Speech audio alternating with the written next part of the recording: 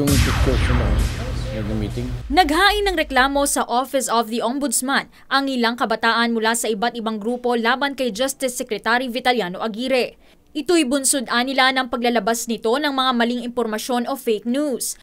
Nagugat ito sa naging pahayag ng kalihim na may ilang opposition lawmakers at miyembro ng nagdaang administrasyon ang sangkot umano sa nangyayaring gulo sa Marawi. Ayon sa grupong Millennials Against Dictators, nilabag ng kalihim ang Republic Act No. 6713 o Act Establishing a Code of Conduct and Ethical Standards for Public Officials and Employees.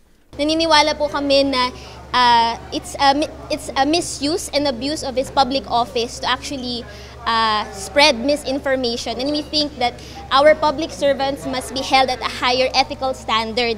Tinukoy din ng mga complainant ang alegasyon nito na ilang opisyal ng South Korean Embassy sa bansa ay naiimpluwensyahan ng Korean Mafia na may kinalaman umano sa pagkamatay ni Korean businessman Ji Ik-ju. Ang kagawaran ng hustisya ay nagiging factory of fake news. Nagagaling pa siya mismo sa Secretary of Justice natin. Fake news king po ang tawag namin kay Vitaliano Aguirre.